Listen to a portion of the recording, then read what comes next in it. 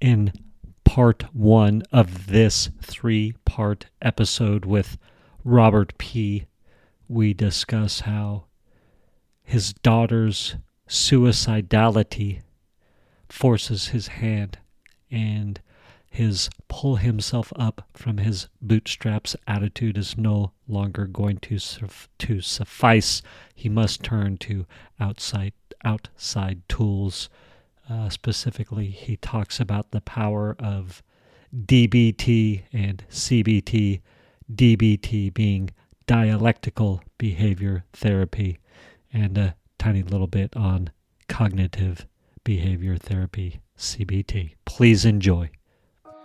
Imagine a conscious contact with God so strong that no matter what you are doing or not doing, that no matter what your kids are up to or not up to, and that whether you've got the person of your dreams or they're just not cooperating, that you are happy, content, and at peace. A space where everyone else's thoughts, attitudes, and actions are beautiful and exactly as they are supposed to be. Well, this is the space where I like to play. My name is Misha Z, and this is today's Bitch Slap. Join me as I shed light on the thoughts, actions, and attitudes that are causing you pain, and we train our minds to go to the capital S inner self, the joy that is waiting for us, the God within. Robert. How are you, sir? I am good, thank you. You were so still, it almost looked like it was your like background picture. That was pretty epic there. Yes. So I'm actually now sitting in my truck. I got my mic, I got my got the gear, and I have a beautiful ocean view. So that's as we say, we could complain, but no one would care nor believe us. Yes. Anyway, I thought I'd just get right to it. Okay. I just threw in the chat too. You had asked me to put some things together, some thoughts. Oh. So I put down like my top 5 kind of things that are important to me in my life. So yeah, we can touch on it later. Okay, good. I love it. I sort of have an agenda, and you'll see what it is really quick here. We were talking a few days ago, and you'd had some sort of stressors in your life, right? Job change, some kids, some loss. Kids. Your father passed away, and we were chatting away and just talking about life as sort of A-type-ish dads when stuff can go sideways. And then you were talking about your daughter who had some suicidal issues, or perhaps had tried to kill herself, correct? Yeah, that happened actually last May. There was an attempt, and then we've been working with her closely on various forms of therapy, and both in and outpatient. And she is currently inpatient at the moment. We're moving her to a residential treatment. Again, this is the second time, probably by the end of this week. But she does suffer from suicidality and self-harm, as well as something else that was new for all of us starting a year ago, or in May. Okay, and so that as a father to a 20-year-old and a 18-year-old, 2 boys, well, young men now, I was very struck by that, and the reality of having a child who is going through that, or perhaps had been in that mindset. And we'll talk about it in a minute, but another thing that struck me was that so I'm in the middle of putting together an online conference, a summit, call it, for all these different modalities of like ways to find peace of mind or clarity, or just to sort of deal with our mental hopscotchery, right? And then and then you had said your you and your daughter had, or your daughter had tried some CBT, some, I think, or Yeah, the was that CBT, which is CBT? Yes. the cognitive behavioral therapy, and then DBT, which is what we're all currently doing now in our family, as well as her, which is a dialectical behavioral therapy. Um, Yes. and the good news is you can Google it, and there's Yes. actually the original author of that. I think you can pull down her entire workbook and learn a lot about it. I know you had asked me about, like, is it a modality, or, kind of what's at the highest level. In my own words, it is allowed me to focus on those things that are real, the things that I can see and the things that I can hear, and Yeah. to then react accordingly to those things, as opposed to, going through this mind storm where you're worrying about the future, and your things trigger in your head. We're like, well, what if this and what if that? And I know for me, I go down this like really unhealthy path of worry and fear. And I have to stop and go, wait, none of that is even true. It hasn't even happened yet. Why am I worrying about it?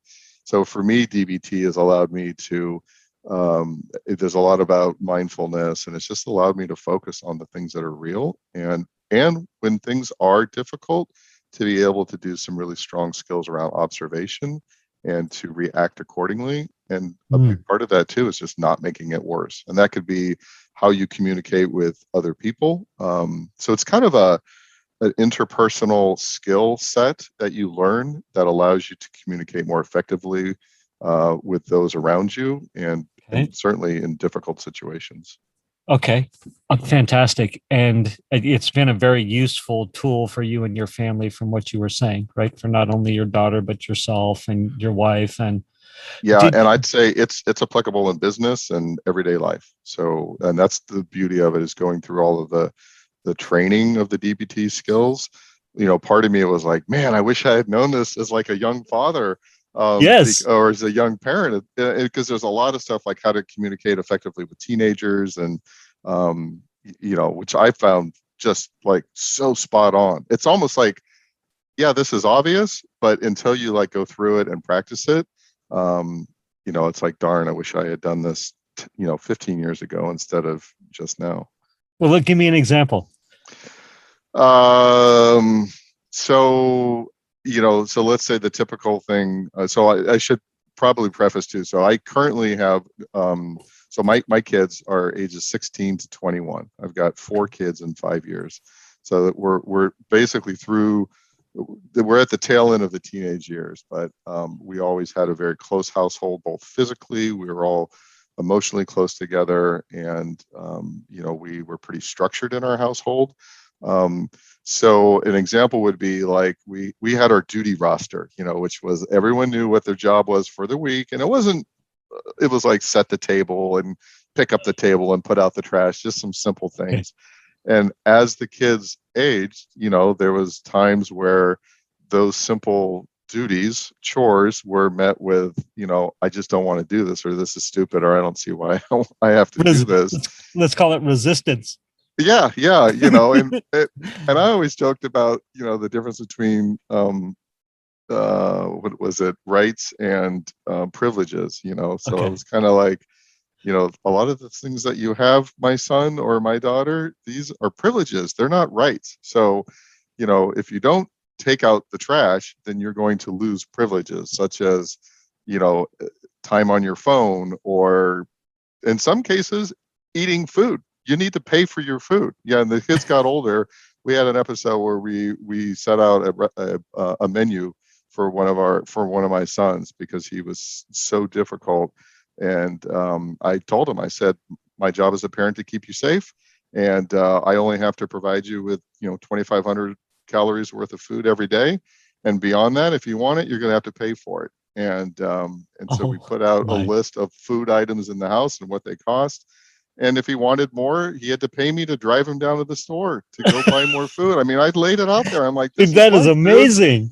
And it worked well. But looking back, I think if I had used DBT, I wouldn't have gone into this engagement mode of being contentious, Mm. or I would have just sat back.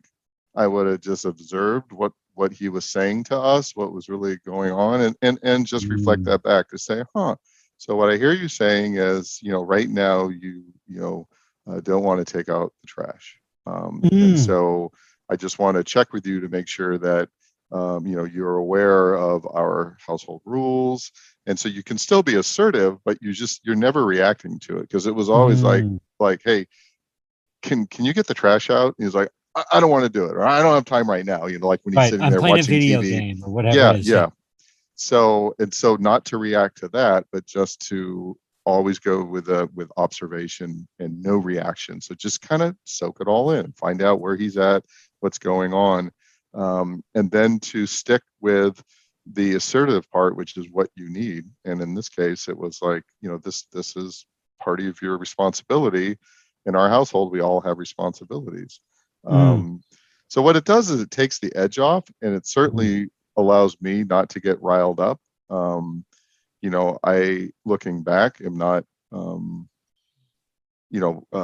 happy about some of my screaming matches that I had with a few of my Mm. children. And I really worked on that later. And I'm not an angry guy, but man, there were moments where I was just Triggers. infused. Yeah, just triggered. I was so mad. And, Mm. and I had a child that sometimes screaming at the top of my lungs was the only way I could motivate him. And it was Mm. so unhealthy and it was so bad. Mm. And Mm. so, later, like now looking back, I'm like, oh, if I had known this one skill, I could have like Mm. just gone, I always think of like Kung Fu, the old TV show, like, Yes. let me just, think about that, and, just go to this happy place and just observe and just come at it with so much more peace.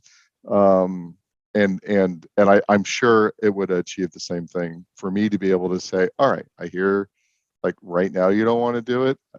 I to me, you're playing games or doing something that, like, that's not important. Well, it's important to Right. him. Him. So I I love could just that. say, all right, so let's, how about we do it, or how about you do it in 10 minutes? Or do you need Yeah. some help? Or is there something you don't understand about it? Is to just kind of Yes. keep the dialogue going, but make sure I come at it with truly understanding his or her perception or perspective on it. Yes. So it's not immediately contentious. It does come Yes. from a sense of support, and most importantly, I'm in a calm place, because if dad's calm and mom's calm, things just tend to go a lot better. Kids pick up on that, and it's good modeling behavior for them. So they see, hey, like, dad looked like he was going to get really pissed off, but instead he like asked me a question like, when can Yeah. I do it? Or, hey, what game are you playing? Or what's going on there? It was like, that like totally freaked me out. It's like he did the exact opposite. And that's part of DBT training, is this radical acceptance, or performing the opposite. It's called opposite action, where, you literally do 180 of what you would normally do, kind of like the George Costanza Yes. episode, which again is extremely effective, and that works for both Extremely. sides. Yeah. Um, my wife and I manage, Let me or we ask you a parent. Yeah, question. yeah, Quick. Quick. yeah. How old was your son when that tension? It got worse and worse and worse. So that was probably between the ages of 15 and 17. Okay. And in all Okay. fairness, when he was 17, he did go off into wilderness therapy for 90 days. Yeah. And it was the greatest decision we ever made. It was hardest decision ever made. Yes. Yes. I mean, it still brings tears to me to think about it. Yes. But today, he's 18. He's moved out. He's full-time job. He's contributing to society. We see him often. I mean, we just have a great relationship, and not contentious at all. And it is 180 degrees, from what I thought would be his future, or our future together. So. I love that. That's beautiful. I wanted to touch on one thing about those moments where for you it was perhaps getting your son to take out the trash in the moment that we want them to, or and it's that having the skill set so we don't have to escalate a situation in an environment that seems that that's the only option. I love the Yeah, way you said where it's like I feel like the only way I can get through to this is to scream, right? yeah, And yeah, or yell or however. And I'm 6'2", 190 pounds. So that can be very intimidating to a son or a daughter who's Or who's the household. I mean, I'll tell you, it horrifies me. I remember one time one of my sons, his was like, this moment was starting to escalate, and yeah, I looked down, and my daughter, who was probably 12 at the time, she yes, she went to cover her ears, yes, just knowing what was coming next. And I was like, fuck, what am I doing? I'm creating yes, this like super hostile environment where, yes, like, everyone saw what was coming, and yes. my daughter was reaching to cover her ears. I'm like, this just gotta stop. It's This got to can't be stop. that way. Yeah. I Yeah, I love the thought too of like I'm not a mean guy or I'm not an angry guy, right? And how it can come out of us in those moments. I relate, and my younger son, when he was 10-ish, I don't know what those exact years are, but the battle to do his homework, right? And and I would swear, very addictive compulsive behavior. I swear, Waylon is his name. I'm not going to yell this time. I won't overreact Yeah. like Yeah. every other time, right? Yeah. And man, I did not have the skill set or that tool. I love the idea of this tool, and it was a turning point for me. It sounds like same with you, when I yelled again and my son was just sobbing, and he was like, "Dad, I just want a hug," right? And I'm like, "My Oh, God, like this is insane, like over a math problem or whatever, whatever it is. Yeah. Yeah. whatever it is." And it was those moments where I was like, I've got to learn New a new skills. tool, a new skills, and for me, not being an angry guy, I was like, well, I want some to get some books on anger. I was like, I don't think I'm angry, but I might as well, I got to do something, because I can't keep saying I'm not going to overreact and then And then it overreact happens. again. Yeah. It happens Yeah. again. Yeah. I mean, I will say I did, through learn to very quickly apologize. And mm, those moments were always,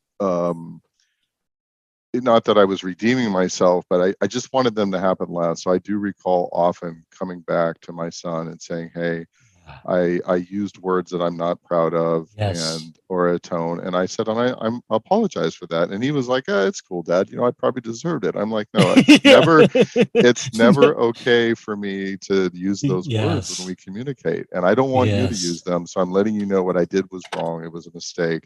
And Yes. that wasn't so hard for me. What was hard is the marriage, Mm, because in our marriage there were some nuances on the communication methods and how I mean, we were very consistent in how we parented, but mm, there were some things where, it was like, I wouldn't apologize for that. That little shit deserved it. And it's mm. like, no, I'm going to apologize. I'm always going to apologize, whether it Love was my that. son or someone driving or whatever it is. It's like, it's important for my serenity that is part of what I do. Right. So be able It, then to shorten that cycle between apologies or yes. not even have it, that to me Yes. was like, it was like, all right, I love it. Because now every Yes. night when I pray and I just like, thank you for keeping me sober, I truly can go, wow, today I achieved what I wanted to do, which is, one, I didn't drink, and two, I didn't react to stuff that I don't need to react to. Instead, I just, like, Yes. I was able to live in the day and feel proud of myself, or just not create problems. That's beautiful. And it's amazing. What I love about that too is that I had this arc with my kids where initially it was like, well, they're just being pain in the ass kids, right? And so my yelling is okay. And then it's like, Yeah. well, wait a minute. The acceptance of like, no, this yelling is not okay. It doesn't feel good. It's not healthy. So at least I can start copping to it, right? Then Yeah. it's like, all Yeah. right, son, I'm sorry. I'm sorry. I'll try. I swear I'll try not to at least get there. And then it's next step is, all right, now I'm starting to get the tools to Yes. not have to escalate again. And I had So this really go ahead. I was going to say, one of the things of DBT too is just not making it worse, which is as Yes. simple as it gets. Is just, And so sometimes it's just not reacting. It's literally just being stone faced and just taking it in. Just don't make it worse. Right? Give a little smile, perhaps, even, Yeah. right? Or Or to yeah, say, or just reflect. You can I mean, that's the good thing about DBT. It focuses so much on what is real. So what you can see and what you can hear. So if you yeah, hear something, you can reflect back exactly what you hear and say, oh, so what I heard you said was, and just to make sure you get it right. And sometimes in reflecting, the person you're talking to will be like, no, that's not what I said, or man, did I say yeah. that? Did I Gosh, say I it that love way? that. Like, Yes. okay, so then you're coaching them to also do the same skills, which is like, hey, what I meant to say was I just don't feel like doing it now. I'll do it in 10 minutes. I just don't want to do it now. And it's like, cool. That's It's like, cool. wow, we didn't scream at each other. You know what? I love that. And I love that concept too. I'm so aware these days of how the gap between what I say and what I think people are hearing, and then the reverse of that, somebody's telling me something and what I'm hearing, how it can be sometimes it's plainly evident that we're completely on different pages, right? And it's like, wait a minute, or getting finding that what you're talking about, that better communication. And Yeah, yeah. yeah, Well, and in a marriage, I think that's really hard because I've had it where my spouse says, I'm like, that's not what, like for me as a male, I'm like, well, that's not exactly what I said. What I said word for word was this. And my spouse's response is, yeah, but what you meant was, and there's already a dialogue in her head of what my words mean mm, to her. And so it doesn't matter what I actually said, it's her perception of how she's yes, interpreting that. And at first, that would infuriate me. I'm just like, well, that's not fair. You can't like make up my feelings for me, or you can't assume that my words mean something different. And so we would just get into battles about like the meanings of words or exactly what I said. And then I'm like, well, yes, this is silly too. This is like that. We're not getting anywhere.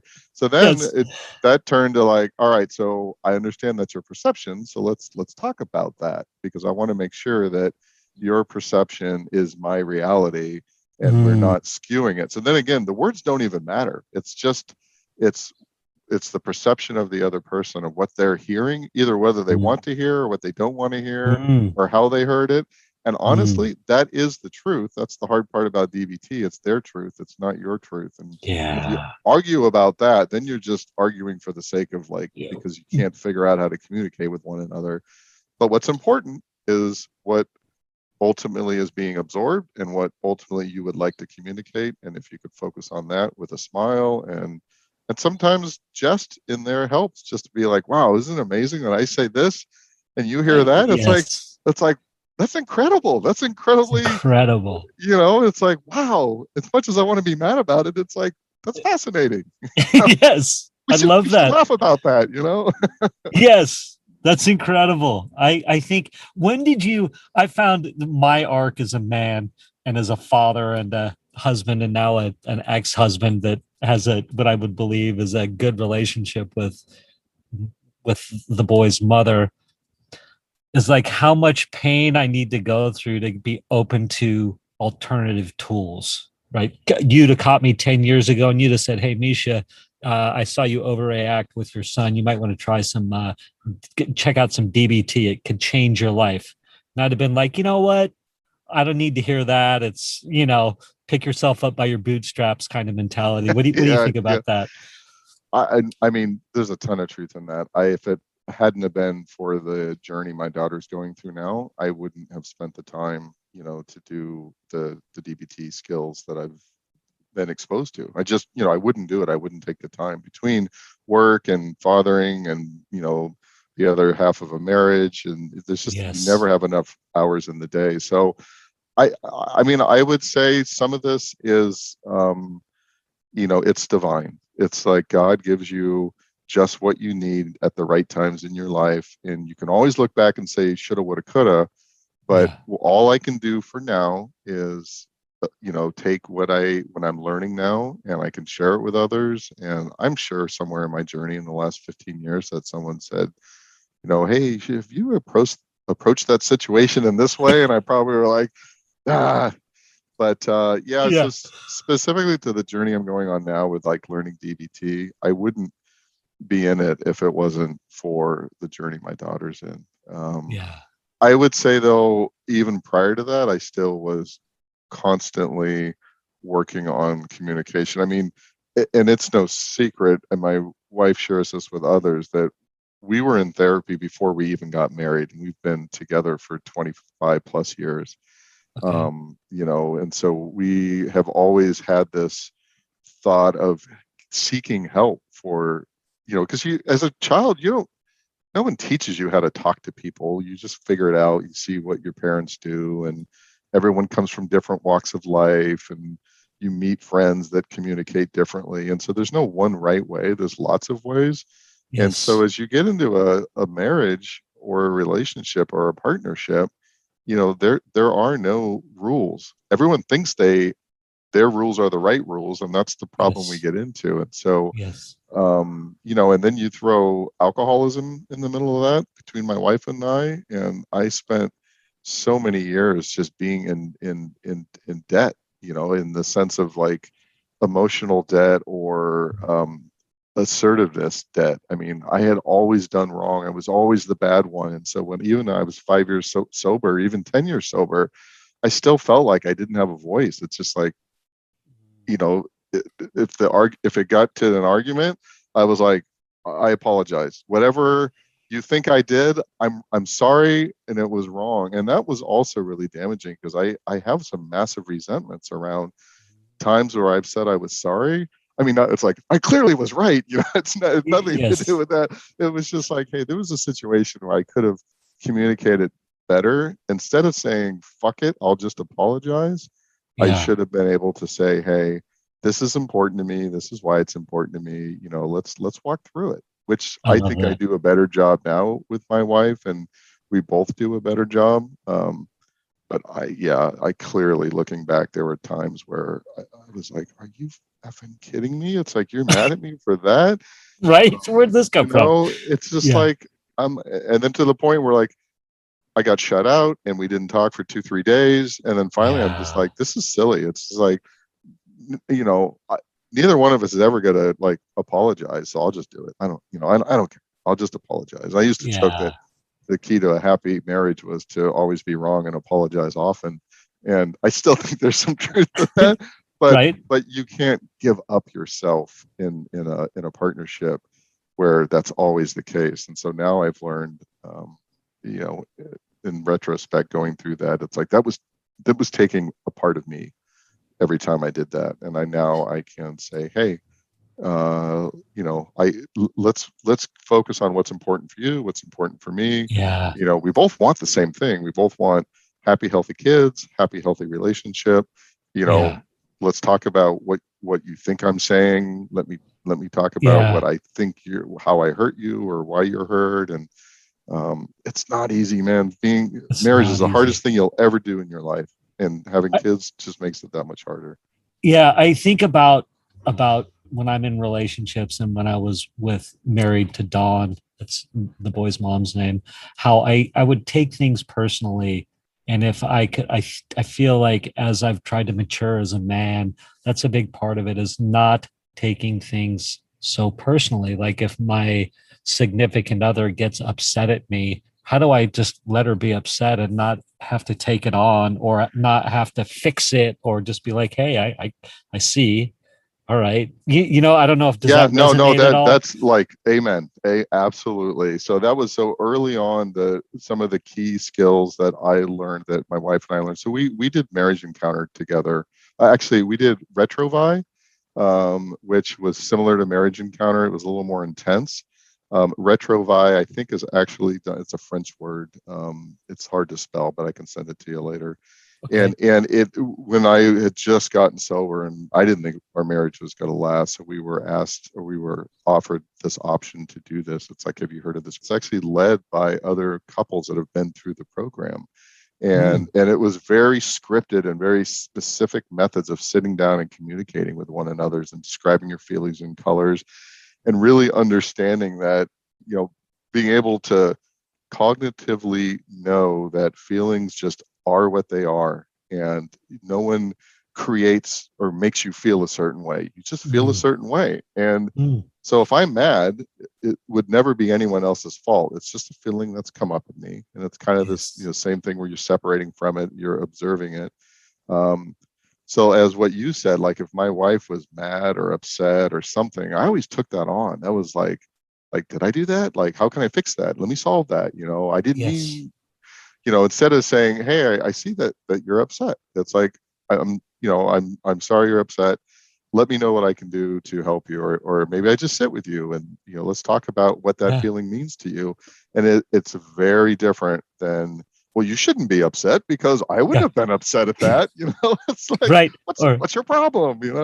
Right. Or God be forbid we let them have their space. Right. Fine. Yeah. Take a couple of days and sort it out. You know what I mean? Like, I'm like, but you reject me for a few days. Like I'm not saying that's good, bad, or I'm not saying I want that's healthy on their side, but it's like at some point it's like, well, okay, go sort it out. I'll give you the space to sort it out. Please do. But I'm usually at that point like, you're rejecting me and this is BS. Yeah. Let me take it personal. And I same thing. I would look at their feeling and I would like, in essence, have a reaction and then my own feeling around it. And then all we were doing were just triggering each other's feelings and never coming to the other person and saying, that must really suck to feel that way. Where's the empathy? It's like, even if I caused that feeling, it's like, that must really hurt. And let's sit with your feeling for now. Forget me for now. Let's talk about yours. Yeah. And let's get through it. We're in this together. Let's work through it. I love that. More of the team, like that when we can go from connectedness versus separation. Yeah. Right. Yeah. And that's a journey too. I mean, my wife and I have gotten so much more healthy in some of that. And, so there were some things that you had asked the question about at what point did I, would I tell someone like learn DBT or learn this skill, learn that skill. I'll go back, I'll double down on, I think it's divine. I mean, I think there are struggles or moments or events in your life that literally catapult you to the next level or to an awareness and a need to be able to take on skills that are going to make your life better. That's the tricky part, is to recognize when that's happening. It's like some people say, hey, the door got shut on me and it slammed on my fingers and now I'm just going to sulk and be pissed off. And, how dare that, whatever spiritual being caused this event to happen. And I was like, no, that's when you kick that fucking door open and you run through and you go, all right, this is the next level. I'm going to do whatever it takes. This event occurred for a reason, and I could either let it harm me or I can let it better me. And I'm choosing it to strengthen me, and I'm going to go forward. I love it. That's beautiful. And that is a great place to end part 1. Stay tuned for parts 2 and 3. Thank you for spending time with me today. As someone who is committed to growth and service to this world, I so appreciate your willingness to come with me, go within, and serve our world through change. If you found value in this podcast and you know someone who can use this message, share this episode with them. Share it so our mission can be achieved one episode at a time. And of course, subscribe so you can hear more. And lastly, for more resources on what has helped me on my journey and can help you on yours, go to belove.media/resources. That's BELOVE.media/resources. Thank you again for listening.